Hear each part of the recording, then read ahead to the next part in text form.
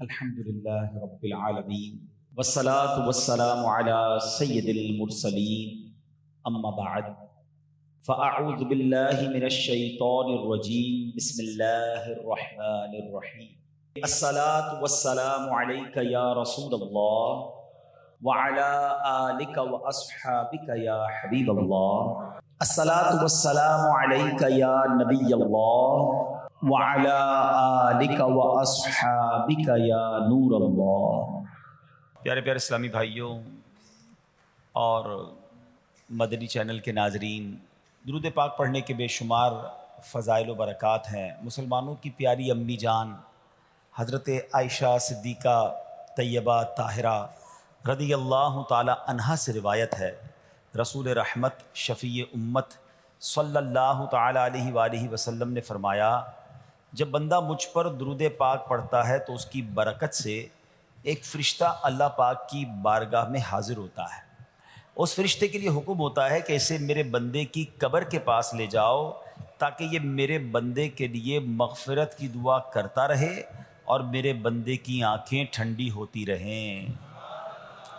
ذات والا پہ بار بار درود، ذات والا پہ بار بار درود، بار بار اور بے شمار درود، قبر میں خوب کام آتی ہے، بے کسوں کی ہے یار غار درود۔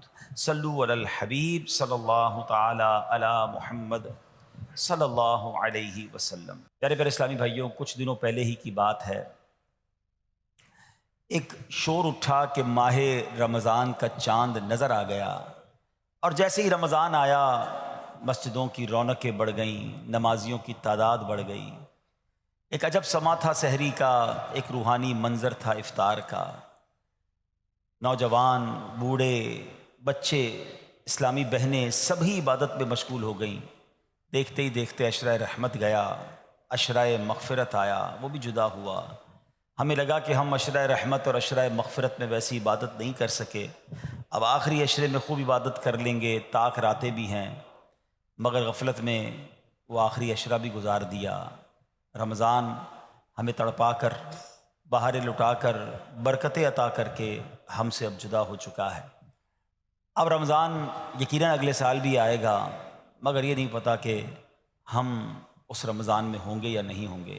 ہمیں یہ بھی نہیں معلوم ہماری مغفرت ہوئی کہ نہیں۔ ہم رب کریم سے دعا کرتے ہیں کہ اللہ، جن لوگوں نے تجھے راضی کیا ان کا واسطہ ہم سے راضی ہو جا، جن لوگوں کی مغفرت فرمائی ان کا واسطہ ہماری مغفرت فرما دے۔ ماہ رمضان کی بس اب یاد ہی باقی رہ گئی ہے، اب رمضان کے بعد کی زندگی ہے۔ اب زندگی ہمیں ایسے گزارنی ہے کہ جو ہم نے رمضان میں روحانیت حاصل کی، جو برکتیں حاصل کی، جو ہمیں تقوی کی سوغات رمضان سے ملی ہے، کہیں وہ ضائع نہ ہو جائے۔ ہمارا دشمن آزاد ہو چکا ہے، شیطان حملہ کرنے کے لیے بھرپور تیاری پر آمادہ ہے۔ کئی لوگوں کو تو اس نے پہلے 2 دنوں میں ہی مسجد سے دور کر دیا ہوگا۔ اب ہمیں بھی غور کرنا ہے کہ کیا ہمیں بھی اپنی ساری عبادتیں، ساری ریاضتیں، ساری روحانیت ضائع کرنی ہے یا نہیں۔ ہم نے انشاءاللہ اس کو کنٹینیو کرنا ہے جو ہم نے رمضان میں اعمال شروع کیے تھے، جو نیکیاں شروع کی تھیں۔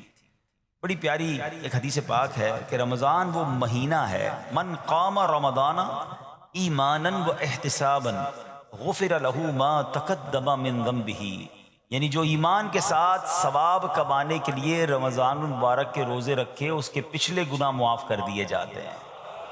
اور اب شوال کا مہینہ آیا نا، حدیث پاک میں ہے کہ جس نے رمضان کے روزے رکھے پھر 6 دن شوال میں روزے رکھے تو گناہوں سے ایسا پاک ہو جاتا ہے جیسا کہ ماں کے پیٹ سے آج ہی پیدا ہوا ہو۔ تو وہ روحانیت، وہ برکت جاری رکھنی ہے۔ ابھی تو روزے بھی رکھنے ہیں نا انشاءاللہ، نفلی روزے رکھیں گے، 6 روزے رکھ لیں گے تو انشاءاللہ یہ برکت بھی حاصل ہو جائے گی۔ ہمیں کوشش یہ کرنی چاہیے کہ ہمیں ماہ رمضان کے بعد اب یہ 6 دن شوال کے، ضروری نہیں کہ ایک ساتھ رکھیں، شوال کے پورے مہینے میں رکھ لیں۔ ایک اور خوبصورت حدیث ہے کہ جس نے عید الفطر کے بعد 6 روزے شوال کے رکھے تو اس نے پورے سال کے روزے رکھے، جو ایک نیکی لائے گا اسے 10 ملیں گی۔ بڑا خوبصورت کیلکولیشن ہے کہ جو 1 مہینے کے روزے رکھے گا ملٹیپلائی بائی 10 تو 10 مہینے ہو گئے اس کے بدلے، یعنی 10 مہینے کے روزے ہو گئے۔ اب 6 روزے رکھے تو 60 روزوں کا ثواب ملے گا، تو 2 مہینے وہ کور ہو گئے، تو یعنی پورے سال کے روزوں کا ثواب اگر کمانا ہے تو رمضان اور اس کے بعد 6 دن شوال کے روزے رکھنے ہیں، تو انشاءاللہ ہم پورے رکھیں گے انشاءاللہ۔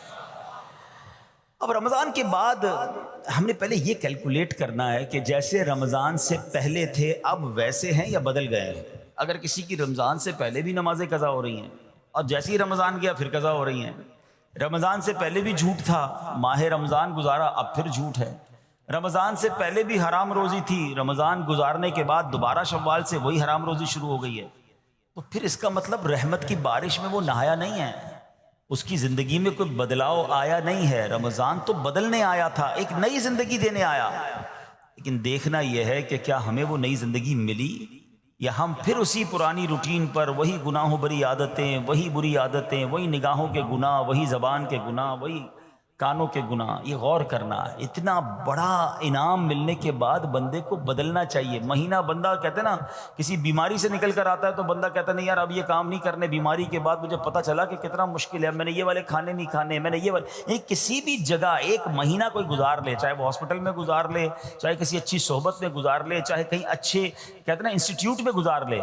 تو اس کی زندگی میں خوب بڑا امپیکٹ آ جاتا ہے، زندگی بدل جاتی ہے۔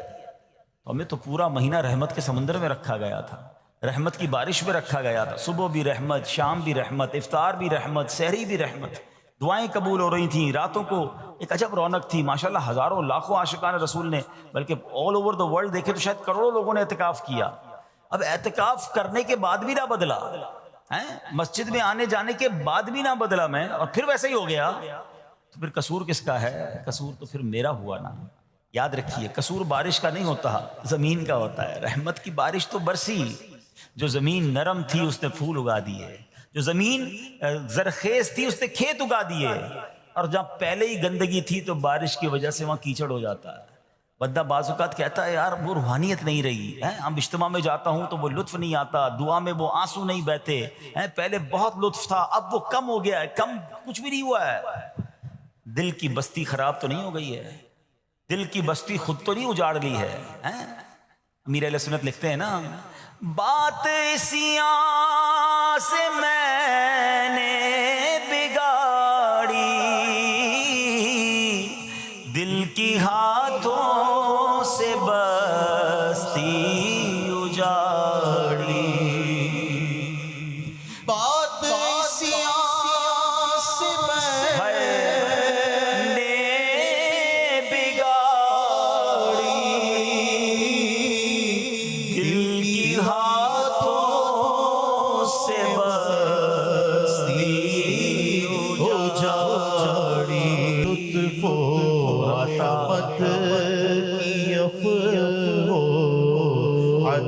میرے مولا، میرے مولا تو خیرات دے دے۔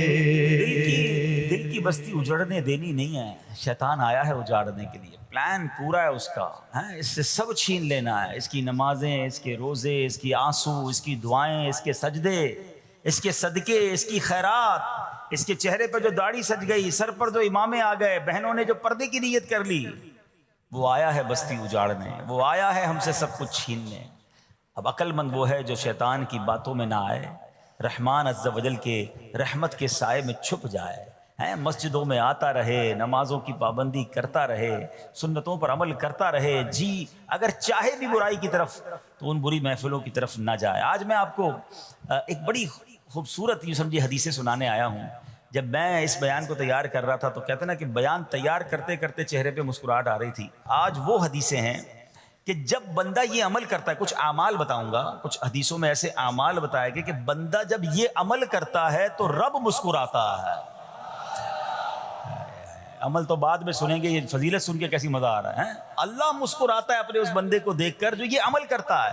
ہاں ایک وضاحت کر دوں کہ یقیناً اس کا مسکرانا ایسا نہیں ہے جیسا ہمارا مسکرانا ہے۔ اللہ پاک جسم اور جسم کے لوازمات سے پاک ہے، اس کی شان بہت اونچی ہے، مگر احادیث میں جب جہاں جائے لفظ آیا نا کہ رب مسکراتا ہے تو اس کا مطلب یہ کہ اللہ بندے کے اس کام سے بہت راضی ہو جاتا ہے، اس پر رحمتیں نازل فرماتا ہے۔ سبحان اللہ۔ میں سوچ رہا تھا یہاں تک بتانے کے بعد آپ کو یہ کہہ دوں نا، اب جو بھی کام بتانا ہے وہ کرنا شروع کر دیں گے انشاءاللہ۔ بغیر بتائے بتا دوں کہ بھائی اب یہ کام میں رب راضی ہو جائے گا. رب کا مسکرانا لفظ کیسا ہے یار, جس کو کہنا دل کی کلیاں کھل اٹھیں کہ زندگی میں میں کوئی کام ایسا کر لوں, کوئی ایک کام ایسا کر لوں کہ اللہ میری طرف دیکھ کر مسکرا دے, یعنی اس کی رحمت مسکرائے اور اس کی طرف سے رحمتیں نازل ہو جائیں, وہ مجھ سے راضی ہو جائے. تو یہی زندگی کا حاصل ہے نا. سبحان اللہ. تو یہ آئیے آج مدری چل کے ناظرین آپ بھی اٹینشن ہو جائیں کہ وہ کام کون سے ہیں جس کو دیکھ کر رب کی رحمت ایسی راضی ہو جاتی ہے, رب اتنا راضی ہو جاتا ہے. سبحان اللہ سبحان اللہ. تو آئیے ایک پہلی حدیث سنتے ہیں. نبی پاک علیہ الصلوۃ والسلام فرماتے ہیں اذا ضحک ربک الی عبد فی الدنیا فلا حساب علیہ, جب تمہارا رب دنیا میں کسی بندے کو دیکھ کر مسکرائے تو روز قیامت اس سے حساب نہیں لیا جائے گا. ہائے ہائے, قیامت کے حساب سے بچ جائیں تو اور پھر کیا چاہیے, وہاں بلا حساب جنت میں داخلہ مل جائے. سبحان اللہ, یہ تو مزے کو مزہ آ جائے. تو اب کام کون سے ہیں سبحان اللہ جس میں رحمت خاص برستی ہے سبحان اللہ. اور ابھی جن نیک اعمال کے بارے میں ہم سننے والے ہیں, یہ دو اہم فضیلتیں ہیں.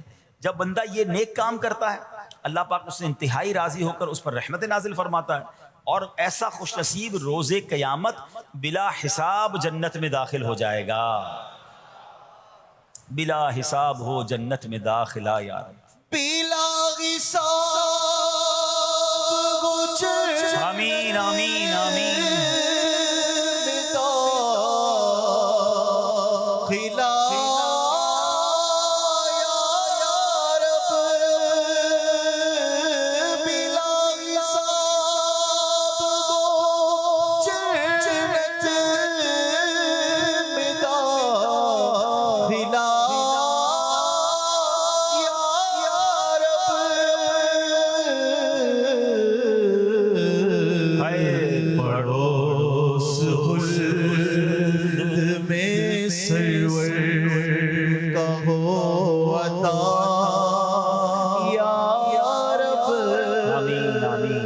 واقعہ سنیے گا. پہلا خوبصورت کام, اور یہ اتنا آسان کام ہے, سچی بات یہ اتنا مزیدار کام ہے کہ بندہ یہ صبح و شام کر سکتا ہے اور کرتا جائے اور رب کی رحمت لوٹتا جائے. مگر اس واقعے میں مولا علی شیر خدا کرم اللہ تعالی وجہ الکریم کی شان بھی بڑے پیارے انداز میں سیکھنے کو ملے گی. حضرت علی بن ربیعہ رحمۃ اللہ تعالی فرماتے ہیں ایک مرتبہ مسلمانوں کے چوتھے خلیفہ حضرت علی المرتضیٰ شیر خدا کرم اللہ تعالی وجہ الکریم سواری پر سوار ہوئے, مجھے اپنے پیچھے بٹھایا اور حرا نامی علاقے کی طرف چل رہے تھے. چل پڑے. چلتے چلتے آپ نے آسمان کی طرف نظر اٹھایا اور پھر پڑھا اے اللہ پاک میرے گناہ بخش دے, بے شک تیرے سوا کوئی گناہوں کو بخشنے والا نہیں ہے. کیسی پیاری التجا ہے, تو نہیں بخشنا یا اللہ, تیرے سوا کون ہے, تیرے سوا گناہوں کو بخشنے والا کوئی نہیں ہے. حضرت علی بن ربیعہ فرماتے ہیں یہ پڑھنے کے بعد مولا علی شیر خدا میری طرف دیکھے اور مسکرائے. مجھے بڑی حیرانی ہوئی. میں نے پوچھا کہ اے امیر المومنین, آپ نے پہلے استغفار کیا, اپنے گناہوں کی معافی مانگی, پھر آپ میری طرف دیکھ کر مسکرائے, اس میں راز کیا ہے؟ مولا علی شیر خدا کرم اللہ تعالی وجہ الکریم فرماتے ہیں کہ اپنے پرانا ایک واقعہ سنانے لگے, اپنی ماضی کی ایک یاد تازہ کرنے لگے. فرمانے لگے ایک مرتبہ پیارے آقا مکی مدنی مصطفیٰ صلی اللہ تعالیٰ علیہ وسلم سواری پر تشریف فرما ہوئے اور مجھے اپنے پیچھے بیٹھنے کا شرف عطا فرمایا. مولا علی کو پیچھے بٹھایا نبی پاک نے اپنی سواری پر, اور ہم اسی جگہ یعنی حرا کا جو علاقہ ہے اسی طرف آ رہے تھے. اور چلتے چلتے میرے آقا علیہ الصلوۃ والسلام نے آسمان کی طرف نگاہ اٹھائی اور فرمایا اللہم اغفر لی ذنوبی انہو لا یغفر الذنوب احد غیرک, اے اللہ میرے گناہ بخش دے, بے شک تیرے سوا کوئی گناہوں کا بخشنے والا نہیں ہے. پھر نبی پاک علیہ الصلوۃ والسلام میری طرف دیکھ کر مسکرائے, اے ربیعہ میں نے بھی وہی سوال کیا جو آج تم نے سوال کیا تھا. علی بن ربیعہ نے سوال کیا تھا نا کہ آپ مسکرائے کیوں. نبی پاک علیہ الصلوۃ والسلام سے مولا علی نے سوال کیا کہ حضور آپ نے پہلے استغفار کیا پھر آپ مسکرائے. تو نبی پاک علیہ الصلوۃ والسلام نے فرمایا اے علی, جب بندہ اللہ پاک سے گناہوں کی معافی مانگتا ہے اللہ پاک اس بندے سے خوش ہو کر مسکراتا ہے. بس اللہ پاک کے اسی مسکرانے کی وجہ سے میں مسکرایا ہوں.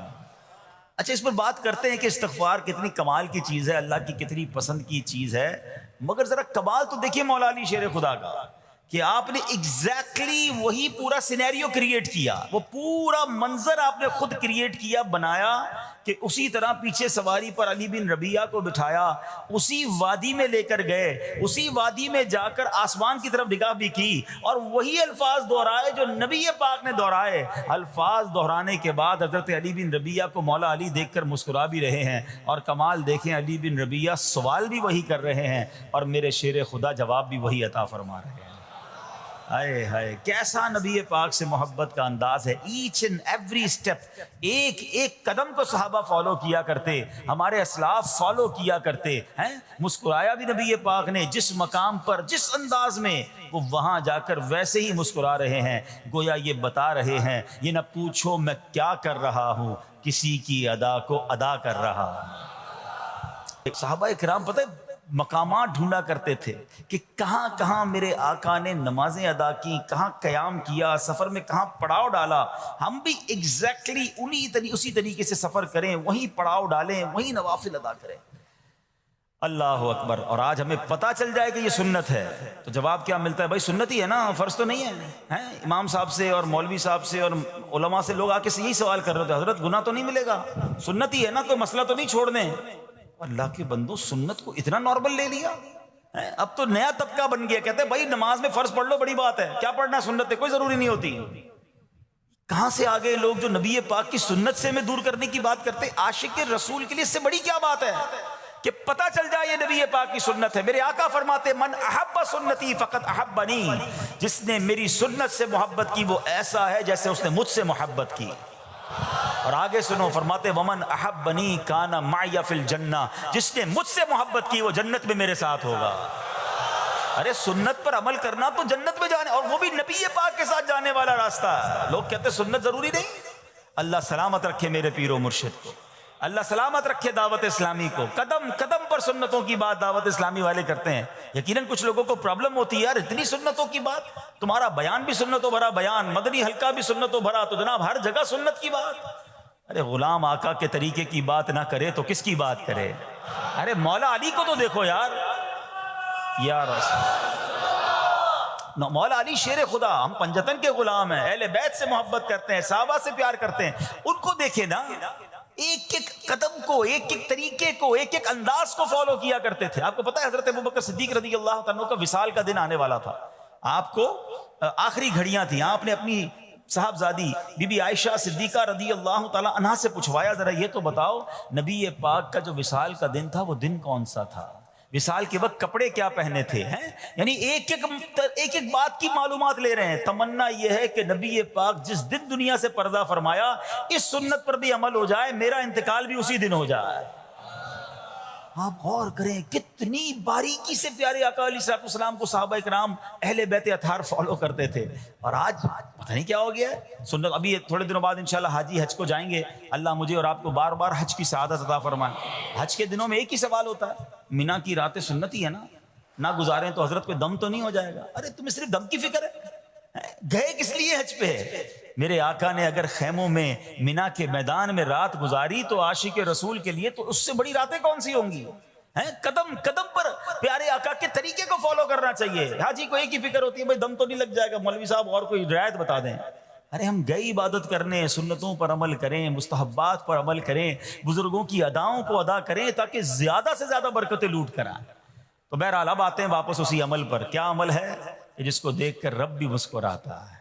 دوبارہ عرض کر دوں کہ اللہ کا مسکرانا وہ جسم اور جسمانیت سے پاک ہے، اس کی رحمت برستی ہے، اس کی رضا مل جاتی ہے۔ اور وہ کس بات پر رضا ملتی ہے کہ جب بندہ اللہ سے معافی مانگتا ہے تو اللہ اس کے معافی مانگنے پر بہت راضی ہو جاتا ہے۔ سبحان اللہ، اللہ پاک ایسے بندے سے بہت خوش ہوتا ہے کہ وجہ پتہ کیا ہے؟ وہ فرماتا ہے دیکھو میرا بندہ جانتا ہے کہ اس سے گناہ ہوا ہے اور یہ بھی جانتا ہے کہ میرا مالک بخشنے والا ہے۔ اللہ کی رحمت سے مایوس نہیں ہونا ہے، گناہ ہو گیا اب فوراً توبہ کرنا، استغفار کریں۔ سبحان اللہ، اللہم اغفر لی، اللہم اغفر لی، یہ پڑھنے کی عادت بنائیں، ٹھیک ہے؟ اور اس کے معنی بھی ہمیں پتہ ہونا چاہیے کہ یا اللہ مجھے بخش دے، یا اللہ مجھے بخش دے. اور سبحان اللہ ہو سکے تو استغفار کے اور بھی الفاظ ہیں، استغفر اللہ استغفر اللہ. ہمارے شجرہ قادریہ تاریہ میں سید الاستغفار لکھا ہے، وہ پڑھنے کی عادت بنائیں. کم از کم 100 بار تو دن میں استغفار کریں نا. اے کاش کہ ہم استغفار کرنے والے بن جائیں. اور آپ کو شاید پتہ نہیں ہے، استغفار جہاں گناہوں کی معافی ہے نا، وہاں یہ بہت سارے مسائل کے حل کی کنجی بھی ہے. آپ اگر پرابلم میں ہیں، روزی کے مسائل ہیں، اولاد نہیں ہو رہی ہے، یا کوئی بھی پرابلم ہے، ایک واقعہ سنیے. حضرت امام حسن بصری رحمۃ اللہ تعالی، بہت بڑے بزرگ ہیں. ایک شخص آیا، آ کر کہتا حضور بارش نہیں ہو رہی ہے، قحط کی پوزیشن آ گئی ہے، بارش نہیں ہو رہی، دعا فرمائیں، کوئی وظیفہ عطا فرمائیں. آپ نے فرمایا استغفار کرو. وہ چلا گیا. اچھا ایک بزرگ بیٹھے تھے ان کے پاس، حضرت ربیع بن صبیح رحمۃ اللہ، وہ دیکھ رہے تھے. دوسرا بندہ آیا، کہتا حضور تنگ دستی ہے، کاروبار میں ڈاؤن ہے، رزق میں تنگی ہے. آپ نے فرمایا استغفار کرو. پھر تیسرا شخص آیا، کہتا حضور اولاد نہیں ہو رہی ہے، حصول اولاد کے لیے وظیفہ لینا ہے، فرمایا استغفار کرو. چوتھا بندہ آیا، وہ کہتا ہے کہ حضور میرے باغ میں فصلوں میں پیداوار کی کمی ہے، فرمایا استغفار کرو. حضرت ربیع بن صبیح کہتے ہیں حضور پہلا بندہ الگ پرابلم لے کر آیا، دوسرا الگ، تیسرا الگ، چوتھا الگ، چاروں کو ایک ہی دوائی، چاروں کو ایک ہی وظیفہ، استغفار استغفار. آئے ہائے بڑوں کی بڑی باتیں ہیں. قرآن میں بھی پڑھتا ہوں، قرآن آپ بھی پڑھتے ہیں، مگر دیکھو اللہ والے کیسے پڑھتے ہیں. کیا خوبصورت جواب دیا آپ نے. آپ فرماتے ہیں سورہ نوح پارہ 29 آیت نمبر 10 سے 12 کی آپ نے تلاوت فرمائی. اب ذرا قرآن سنیے گا. بسم اللہ الرحمن الرحیم. استغفروا ربکم انہ کان غفارا یرسل السماء علیکم مدرارا ویمددکم باموال وبنین ویجعل لکم جنات ویجعل لکم انہارا. سبحان اللہ. ذرا سنیے گا. اپنے رب سے معافی مانگو. استغفروا ربکم انہ کان غفارا، بے شک وہ بڑا معاف کرنے والا ہے. اب دے گا عطا، کیا فرمائے گا. یرسل السماء علیکم مدرارا، وہ تم پر موسلا دھار بارش بھیجے گا. وَيُمْدِدْكُمْ بِأَمْوَالٍ وَبَنِينَ وَيَجْعَلْ لَكُمْ جَنَّاتٍ وَيَجْعَلْ لَكُمْ أَنْهَارًا. فرمایا اور مالوں اور بیٹوں سے تمہاری مدد فرمائے گا، اور تمہارے لیے باغات بنا دے گا، اور تمہارے لیے نہریں بنائے گا. باغات بھی بڑھ رہے ہیں، اولاد بھی عطا ہو رہی ہے، مال بھی بڑھ رہا ہے، بارش بھی ہو رہی ہے. کس چیز سے؟ استغفار سے. تو استغفار یہ آپ کے بہت سارے پرابلمز کا حل ہے، مسائل کا حل ہے. بس اپنی زبان استغفار سے تر رکھیں. اچھا پھر اس میں تھوڑی سی شرمندگی بھی ہو. ایسا نہیں کہ استغفار بھی ہو رہا ہے اور دماغ کہیں اور ہے، مسکرا بھی رہے ہیں، ہنس بھی رہے ہیں، اور استغفر اللہ. کسی سے معافی مانگتے ہوئے ہنستا ہے کیا بندہ؟ استغفر اللہ ربی من کل ذنب واتوب الیہ. یا اللہ میں اپنے سارے گناہوں سے تجھ سے معافی مانگ رہا ہوں. بہت سارے استغفار کے سیکھ ہیں. استغفر اللہ العظیم من کل ذنب عظیم. اے اللہ میں تجھ سے استغفار کرتا ہوں، وہ رب جو بہت عظیم ہے، اپنے سارے بڑے گناہوں سے میں استغفار کرتا ہوں. الگ سیغوں سے اللہ کی بارگاہ میں استغفار کریں. ہو سکے تو کبھی گناہ یاد آئیں تو آنسو بھی بہ رہے ہوں، مگر یہ استغفار اللہ کو بڑا پسند ہے، معافی رب کو بہت پسند ہے. ابو اللیث سمرقندی رحمۃ اللہ تعالی لکھتے ہیں پچھلی قوموں میں ایک شخص تھا، اس نے بہت گناہ کیے تھے.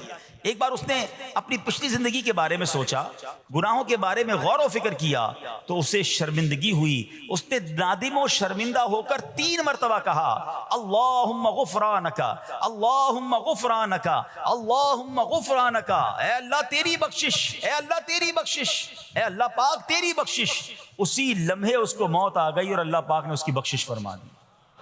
آئیے ہم بھی پڑھ لیتے. اللہم غفرانک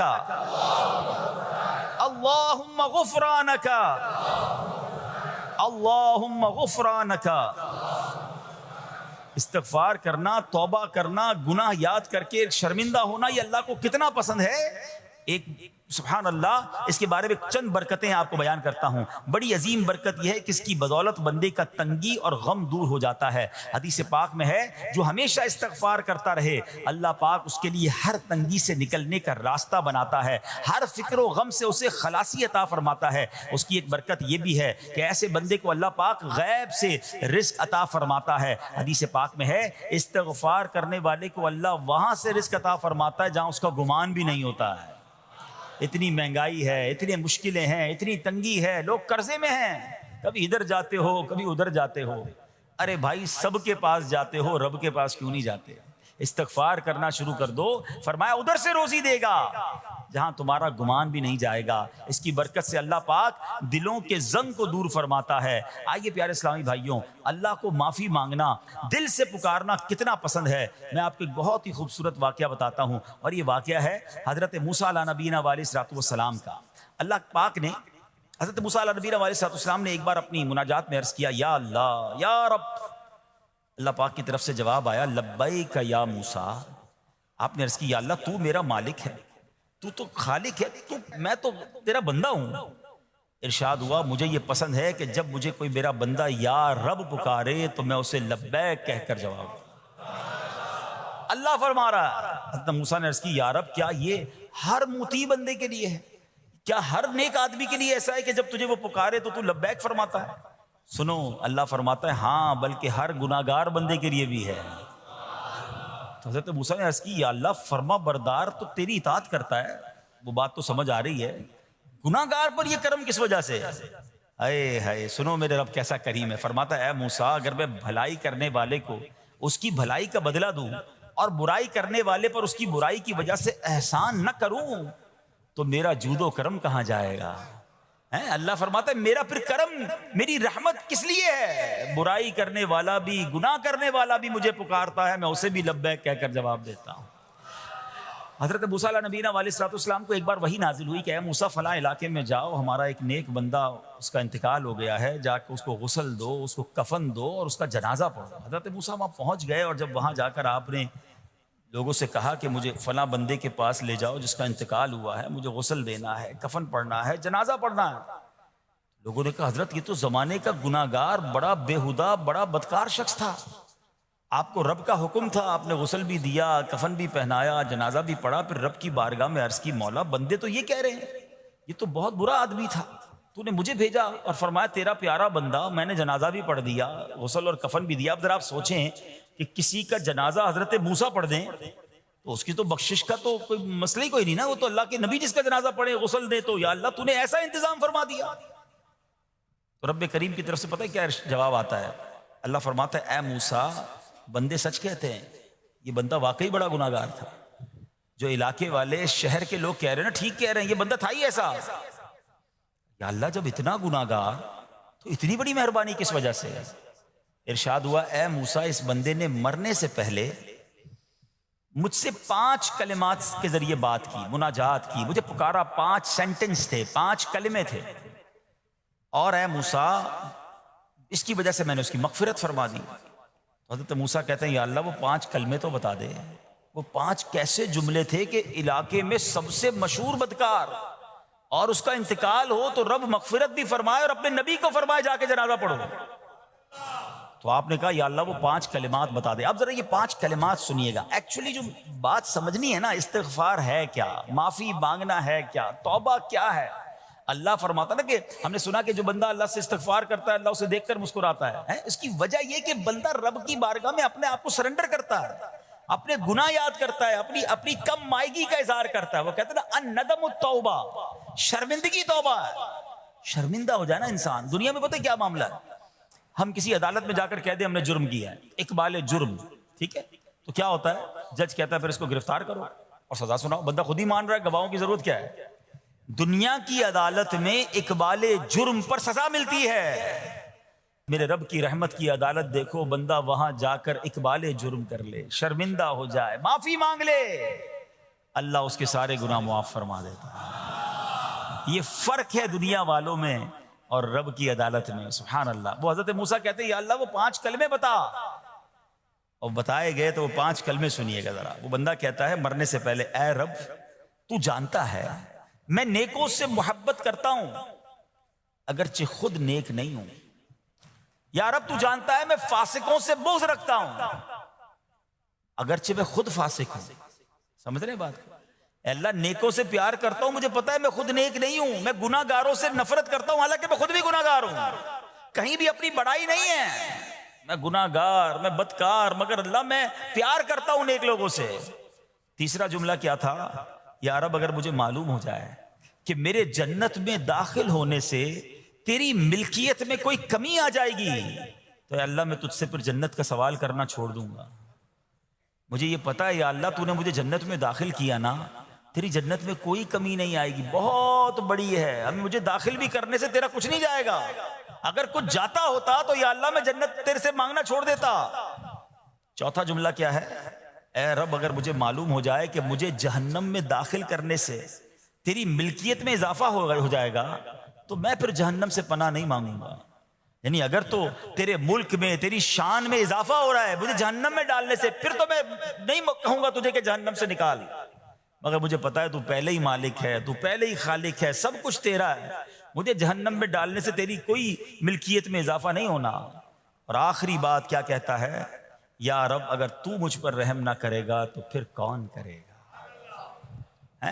اللہ فرماتا ہے اے موسیٰ میں نے اس پر رحم کیا، یہ میرے کرم کے لائق تھا، میرے کرم کے لائق نہیں تھا کہ میں اسے ناکام لوٹا دیتا، جب اس نے یہ کلمات کہے تو میں نے اسے درگزر فرمایا، اس کی مغفرت فرما دی، اور میں ہی بخشنے والا مہربان ہوں۔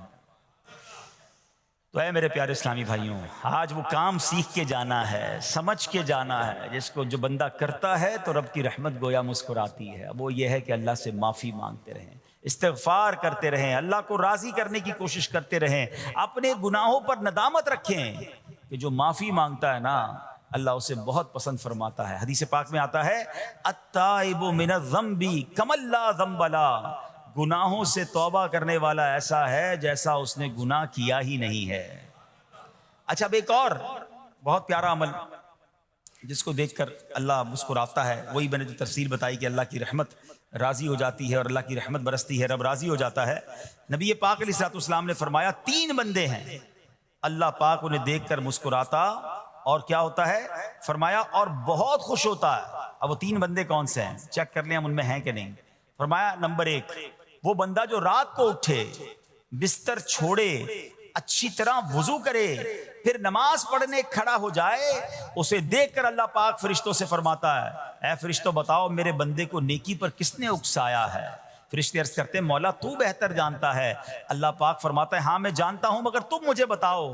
فرشتے عرض کرتے ہیں اے مالک کریم تو نے اسے ایک چیز یعنی جہنم کا خوف دیا ہے، یہ اس سے ڈرتا ہے۔ اے اللہ تو نے اسے ان کو ایک چیز جنت کی امید دلائی ہے، یہ اس کی امید رکھتا ہے۔ اے اللہ یہی خوف اور امید ہے جس نے اسے رات کی نیند قربان کر کے تیرے حضور کھڑے ہونے پر ابھارا ہے۔ اب اللہ پاک فرماتا ہے اے فرشتوں گواہ ہو جاؤ یہ جس چیز سے ڈرتا ہے یعنی جہنم سے ڈرتا ہے، میں نے اپنے اس بندے کو اس سے امن بخشا، اور جس کی امید رکھتا ہے یعنی جنت کی میں نے جنت اس پر واجب کر دی۔ رات اٹھ کر جب دنیا سوئی ہو بندہ اٹھ کر تہجد کی نماز ادا کرے، اللہ کی بارگاہ میں آنسو بہائے، اللہ فرشتوں کے سامنے گویا فخر فرماتا۔ دوسرے نمبر پر سنو، فرمایا دوسرا وہ شخص جو حق و باطل کی لڑائی میں شریک ہوا، ثابت قدم رہا یہاں تک کہ شہید ہو گیا، یا اللہ پاک نے اسے فتح عطا فرمائی، اللہ اس بندے کو دیکھ کر بھی مسکراتا ہے۔ جہاد کرنے والے مجاہدین یا تو شہید ہو جائیں یا غازی ہو کر لوٹے اللہ کی رضا کے لیے، اللہ کی رحمت ان پر بھی چھما چھم برستی ہے۔ اور تیسرے نمبر پر فرمایا تیسرا وہ بندہ جو رات کو سفر کرتا ہے، یہاں تک کہ رات کے آخری حصے میں جب کہیں ٹھہرتا ہے تو اس کے ساتھ والے سو جاتے ہیں مگر وہ کھڑا ہو کر نماز پڑھنے لگتا ہے، اس بندے کو دیکھ کر بھی اللہ پاک مسکراتا ہے۔ اجتماعی عبادت کے بڑے فائدے ہیں، اجتماع میں آنا، محفل میں آنا، دعا میں شرکت کرنا بہت اچھی بات ہے، مگر اپنی عادت ایسے بھی بنائیں کہ کچھ عبادتیں ایسی کریں کہ میں جانوں اور رب جانے۔ یہ جو رات اٹھ کر دعا کا لطف ہے، رات اٹھ کر جو نماز پڑھنے کا لطف ہے نا، جب ساری دنیا سو رہی ہے اور بندہ اپنے رب کی بارگاہ میں حاضر ہے۔ علماء کہتے ہیں دن کے نوافل کے مقابلے میں رات کے نوافل افضل ہیں، کیونکہ رات سکون ہوتا ہے، رات رکت قلبی ملتی ہے، سبحان اللہ رحمت الہی چھما چھم برستی ہے۔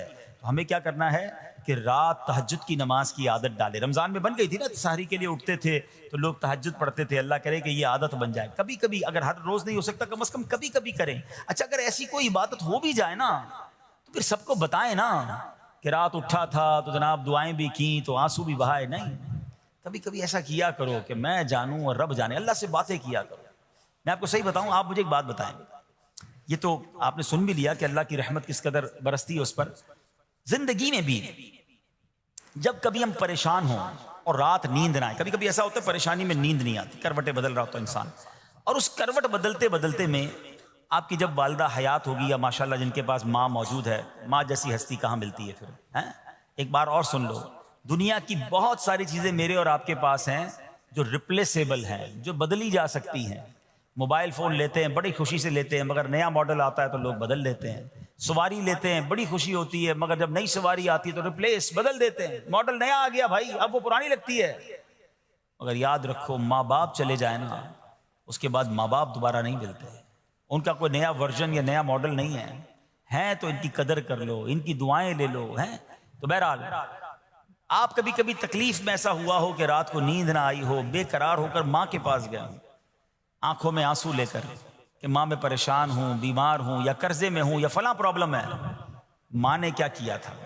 کروٹ بدل کر سو گئی تھی کہ بیٹا تو جان تیرا کام جانے، یا ماں خود بھی بیدار ہو گئی، سینے لگایا اور دعا کرنا شروع کر دی؟ بھائی ہم روئے تو ماں بھی روئی، یہ ہے نا ماں۔ میری تکلیف، ایسا لگتا ہے کہ مجھے کبھی کبھی یہ فیصلہ کرنا مشکل ہوتا تھا کہ تکلیف مجھے زیادہ ہوتی ہے میری تکلیف میں، یا میری والدہ کو زیادہ ہوتی ہے؟ بیمار میں ہوں، تکلیف اسے ہے، یہ رشتہ کہاں ملتا ہے؟ مگر مجھے ایک بات بتاؤ، جب میری تکلیف پر رات نیند چھوڑ کر، بستر چھوڑ کر میں ماں کے پاس گیا، ماں نے سینے لگایا، تو اگر میں اپنا بستر چھوڑ کر آنکھوں میں آنسو لیے میری ماں سے مجھے کہیں زیادہ پیار کرنے والے رب کی بارگاہ میں چلا گیا، تو اس کی رحمت کیا مجھے مایوس کر دے گی؟ میری ماں کے دل میں جو ممتا ہے نا، وہ بھی میرے رب نے ڈالی ہے، تو رب کی رحمت کتنی ہوگی؟ تو کبھی کبھی اللہ کی بارگاہ میں رات کے اس پہر حاضر ہوا کرو، جو پرابلم ہے آپ کی، جو مشکل ہے آپ کی، آپ یقین کریں، آپ اللہ کی بارگاہ میں تہجد کے وقت رات کے آخری پہر آنسو بہائیں، دعائیں کریں، نوافل پڑھیں، پھر دیکھیں آپ کے دل کو تسلی کیسے ہوتی ہے، آپ کا ایمان تازہ ہو جائے گا، اور آپ نے دیکھا کہ ایسے وقت عبادت کرنے والوں سے رب کتنا راضی ہوتا ہے۔ اللہ کرے یہ بات ہمیں سمجھ آ جائے۔ اسی طرح عظیم صحابی حضرت عبداللہ ابن مسعود رضی اللہ تعالیٰ سے روایت ہے، پیارے آقا مکی مدنی مصطفیٰ صلی اللہ تعالیٰ علیہ وسلم نے فرمایا، ایک بندہ رات کو اٹھتا ہے، اچھی طرح وضو کرتا ہے، پھر اللہ پاک کی حمد کرتا ہے، اس کی بزرگی بولتا ہے، اپنے نبی علیہ الصلوۃ والسلام پر درود پڑھتا ہے، قرآن کھول کر پڑھنا شروع کر دیتا ہے، یہ وہ بندہ ہے جسے دیکھ کر اللہ پاک مسکراتا ہے اور فرماتا ہے، دیکھو میرا بندہ عبادت کر رہا ہے جبکہ اسے میرے سوا کوئی نہیں دیکھ رہا ہے۔ اللہ، یہ کاش ہمیں عادت مل جائے کہ ہم اکیلے میں عبادت کریں، انفرادی عبادت کریں، میں جانوں میرا رب جانے، کبھی تلاوت کریں، کبھی درود پڑھیں، کبھی دعائیں کریں، کبھی آنسو بہائیں، سبحان اللہ، اس کا مزہ ہی اور ہے۔ ہاں کبھی ایسا ہونا چاہیے، ہم محفل میں عشق رسول کے عالم میں رو بھی پڑھتے ہیں، مدینے کی یاد ہو، نعت شروع ہو تو ہماری آنکھوں میں آنسو آ جاتے ہیں، یہ بھی اچھی بات ہے، مگر کبھی کبھی رات ایسی بھی ہونی چاہیے کہ دل میں ہو یاد تیری، گوشئے تنہائی ہو، دل میں ہو یاد تیری، گوشئے تنہائی ہو، پھر تو خلوت میں عجب انجمن آرائی ہو۔ کبھی زندگی میں ایسی راتیں بھی آنی چاہیے، وہ ہے نا، جاگ اٹھا اشکوں کا مقدر، عشق نبی میں روتے روتے کیسی گزری رات نہ پوچھو۔ کبھی کبھی ایسی رات بھی گزرنی چاہیے کہ آقا کی یاد میں آنسو بہ رہے ہوں، مدینے کی یاد میں، گھر والوں کو بھی پتہ نہ چلے، ہلکی ہلکی آواز میں کبھی نعت شریف لگا لیا کریں، کبھی مناجات لگا لیا کریں، ہم پتہ نہیں کیا دیکھتے دیکھتے سوتے ہیں۔